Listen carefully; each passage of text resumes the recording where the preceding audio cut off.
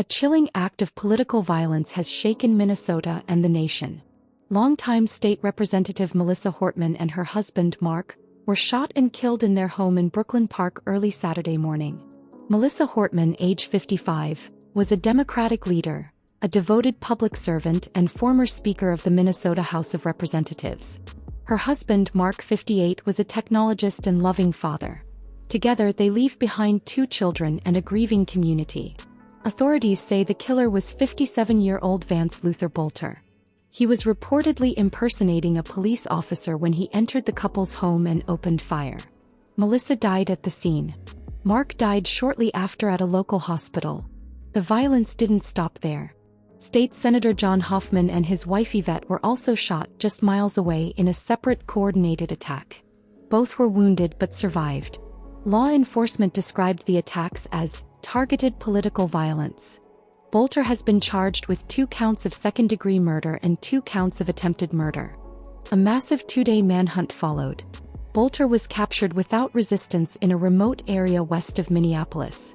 A shelter-in-place order was issued as law enforcement scoured the region. This was an unspeakable act, an assassination fueled by hate.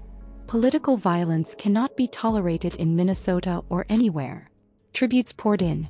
Colleagues and constituents remembered Melissa as a leader who brought people together, no matter their background or beliefs. Mark was known as her quiet rock, steadfast and supportive. So who is Vance Boelter? A self-described evangelical missionary and security expert, Boelter claimed to have worked in conflict zones from the West Bank to the Congo. He was CEO of a Minnesota security firm called Praetorian Guard, advertising patrols using police-style vehicles.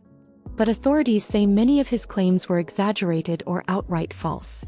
There's no record of Boelter ever serving in the military or as a licensed police officer.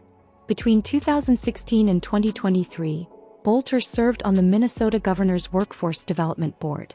He was appointed by both Democratic governors Dayton and Walz, serving alongside some of the very people he later attacked. However, investigators say there's no evidence of personal disputes on the board. Boelter and Senator Hoffman may have only interacted in public meetings.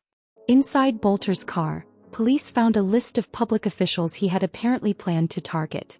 His motives remain under investigation, but all signs point to a broader political grievance, not a specific vendetta. Boelter had financial troubles after leaving his job to pursue missionary work. He and his wife ran an evangelical nonprofit and had returned to Minnesota facing instability. His resume included jobs at a funeral home, Nestle and a convenience store, but investigators now believe his security work and online claims were largely self-invented. If found guilty of second-degree murder in Minnesota, Boelter faces up to 40 years in prison for each murder count.